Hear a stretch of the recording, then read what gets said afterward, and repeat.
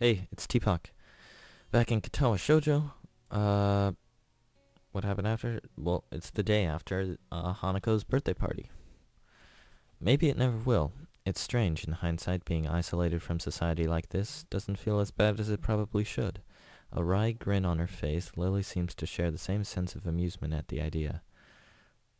Don't remember the idea. Eventually, though, her smile drops. I'll be going back to Scotland for a week or two, soon. Is that why we had to reschedule Hanako's birthday party? She gives an affirmative nod. You'll be able to see your family again at least. You're not looking forward to it? I haven't met my family in 6 years. I don't even know how to act around them anymore. Wait, what? My mouth hangs open as I try to process what she said. If she's 18, that means she'd only been 12 when they left. I may have seen very little of my parents, what with them both working long hours, but that's... I feel utterly useless as I struggle to find some way to respond. But why? Why did they leave, or why are they inviting Akira and I back? Both, I suppose. My father's business has its headquarters in Scotland, and an executive position became available for him there. In the end, he had to move permanently. My mother followed him, but Akira and I stayed in Japan for the sake of both Akira's job within the Japanese branch of my father's company and my education. As for the latter, one of my aunts is gravely sick. Ah, I'm sorry. Don't be. It feels strange, really. We're being summoned there for her, yet we've barely met before. I can't even remember the sound of her voice. Equally strange is the total lack of antipathy that she feels towards her family for doing such a thing. I can't help feeling slightly humbled. That said, her wistful exterior is just hiding her emotions. Seeing her like this is depressing. Knowing what to do, I lift myself off the bed. Lily notices the bed's movements, her head perking up and her hand reaching sideways to feel where I was. Hisao? I walk over to my bag, still leaning against the wall. Unbuckling the front flap and retrieving the opaque bag from within, I take the small plain box in my hands. Hold your hands out, Lily. She looks surprised for a moment, but eventually what the heck? Acquiesces.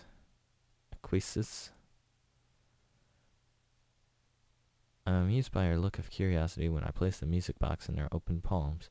Her typically delicate way of handling it makes it seem as if it were fragile enough to break if breathed on. She wordlessly brings it in front of her face, her slender fingers feeling out its contours and patterning. Eventually, her fingers find the recessed line between the lid and the body of the box, and her thumb effortlessly pops open the lid. I take a seat on the bed next to her, watching her face silently and intently. She sits completely motionless as she listens to the diminutive, tinny melody, her mouth just slightly open. It takes a long while before she closes the lid with a small snap. Actually, that seemed pretty quick. Bringing the curtain down on the miniature performance playing in her hands. A smile on her face, gentle and wistful, shows that I made the right decision. Think of it as a going-away present for your trip to Scotland. I will. That is the sound of a garage door beneath me. A restless shuffling can be heard from the floor in front of us, the sound having woken Hanako. She climbs out of the blankets I put over her, looking befuddled and wiping the sleep from her eyes. I see you're finally up. What? Hanako looks around the room with her eyes only half open, her mind far from being awake as her body. Her dazed state makes me and Lily chuckle.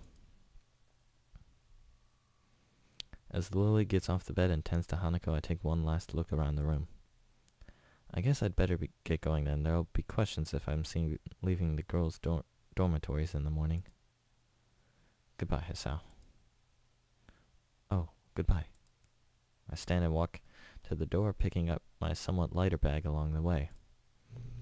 After I leave the room and enter the hallway, though, I hear Lily's footsteps behind me. What's wrong? Without a word, she strides up to me. I freeze as I feel her hand slide onto my cheek, seemingly every nerve taking in the feeling of her fingers and her palm upon it. Immediately after her face slowly moves next to mine, a light momentary touch of her lips brushing against my other cheek. For a moment, everything seems to stand still. I absent-mindedly bring my fingers to my cheek, as if to try and recapture the fleeting feeling. Lily. That's my thank you, Hisao. Thank you? For your present. Have a nice day in school. And with that, she disappears behind her door and gently closes it, the muffled voices of she and Hanako audible through it as much as they were yesterday night. Don't know what to say. I think I'd be hard-pressed not to have a nice day after that. I walk away with a certain spring to my step. I think there were some people around that glanced at me emerging from the girls' dormitory building, but I find it difficult to care. Oh, okay. New day.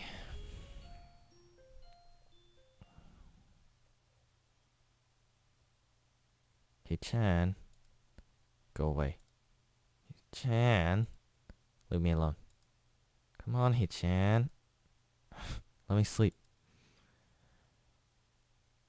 After 2 nights of not being able to sleep at all, the last thing I want is to be woken when I finally manage to. It may be the last period of class with the textbook as my pillow, but I'll take whatever sleep I can get by this point.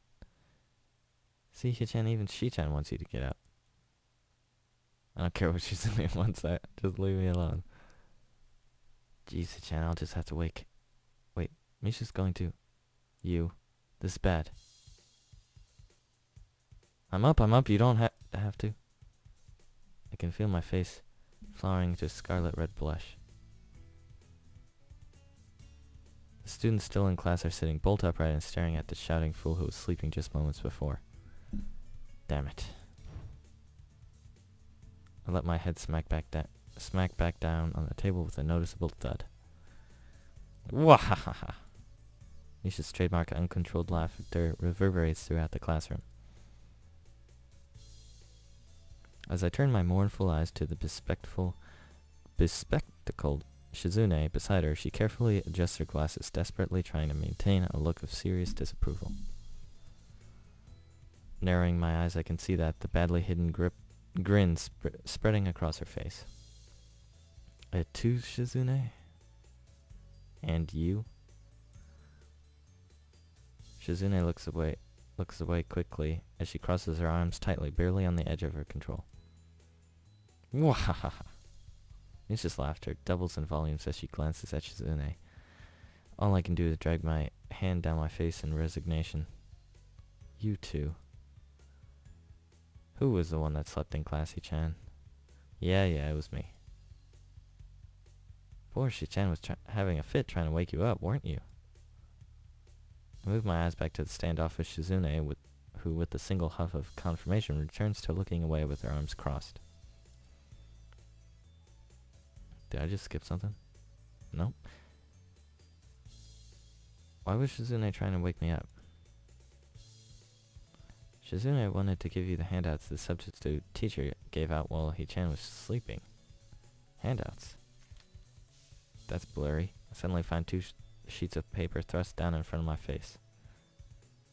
Following the hand holding them, I see the still pouting figure looking down at me with a distinct scowl. I guess I really am in the wrong here. Sorry about that. No dice. Her irritated face still holds. I clasp my hands together and flick my head downwards in apology. Very, very sorry. She huffs and simply drops the papers on the desk. Damn. I look over my hands to see Shizune and Misha signing frantically to each other, a look of frustration on Shizune's face. It looks to be less of a dialogue and more of a tirade, punctuated with sidelong glances at me. To say it's unsettling is an understatement. The two suddenly stop signing and look at me in unison, both having exactly the same look of disapproval. In one fluid motion, what the heck just happened? Oh. That's cool. Misha's hand suddenly extends high above me and comes rocketing down. Before I can even hope to react, my head is sent bouncing up and down like a jack-in-the-box. I quickly bring my hands to my head, more out of reflex than actual pain. Ow, what was that for? I open my eyes to see the two grinning at each other while exchanging an enthusiastic thumbs up. Shi-chan says she forgives you now, Hichan. Could you forgive me with a little less force next time? Wahaha! I look at the two with the blank face. Misha and Shizune, 1. Hisao, 0. Oh, Shi-chan also says that you should check on your student mail more often. Ah, not that thing again. She produces a bright yellow envelope and hands it over with an exuberant grin. Strange. Who could have written me a letter? Now is not the time, and most definitely not the place to find out, though. Giving up on the nap so cruelly stolen from me, I rub my forehead and slowly get up, putting the sheets and envelope in my bag before swinging it over my shoulder. I take a step back and move to depart with a small bow, while Misha clutches her sides laughing and Shizune nods in a curt farewell. I join the flow of students exiting the open door and turn the corner into the hallway. Only to end up face to face with Hanako. Whoa, hey Hanako. Good afternoon, Hisao. Silence falls between us as busily chatting students pass us by. She's fidgeting constantly, her eyes drawn to her rather unremarkable footwear. I take the bridge of my nose in my fingers while I blink my eyes heavily in an attempt to make things seem clearer. I'm rarely staying awake as it is. Hanako, you wanna say something? What is it? I wanted to give you this. She holds a small rectangular piece of paper. I blink again to make out the text through barely open eyes, slowly starting to make out what's written. Eggs times 2, bread loaf times 1, whole grain cereal times 1. Oh, not times 1. Just 2 things of eggs, 1 bread loaf, 1 thing of whole grain cereal, and 1 time. Time? A shopping list? I look upwards, raising an eyebrow. I usually go shopping with Lily, but I can't come, so... You want me to run errands for you? It's okay if you don't want to. I just thought that maybe She's panicking. I sigh. Yet another battle lost, though this time by a weakly fought surrenderer. I smile tiredly and rest a hand on her head to calm her down. It's fine. I was going to go anyway. Just the stuff on this list? She nods, then bows deeply, twice as if to make her gratitude perfectly clear. We were going to meet outside the gates at 6. Thank you. I was going to get it, but I need to study for the test tomorrow. Test? Ah, that's right, science. How are you doing with it? She brightens ever so slightly. I've been spending more time on it than before. I think I can do okay. Good work then. She too starts smiling, and much more earnestly than I have full confidence that I can do fine in it without any extra studying, but the fact that she's putting in the effort instead of just reading in the library is heartening.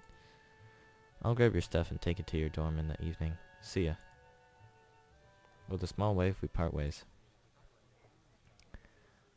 I'll go do my homework before meeting Lily. I should be able to take care of it in time. I thought she was leaving. Oh, is she still here? I don't even know. Pompous gate.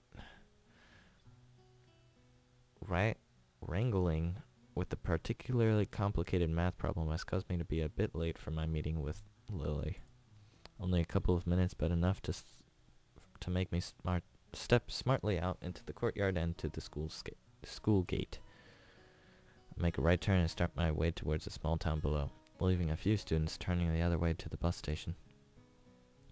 I slip my right hand into my pocket as I walk into the orange sunlight of dusk. Thankfully, the sweltering summer's heat started to die down, making way for a pleasant, cool breeze. When I stretch... Oh, what the heck? When I stretch my hands high above my head, a familiar figure takes form, cane in her right hand. Ah, Lily. She stops and turns around, swiveling her head slightly to try and work out exactly where the voice came from. Hey, it's me. I quickly catch up to her, coming in beside her and matching her slow pace as we resume walking.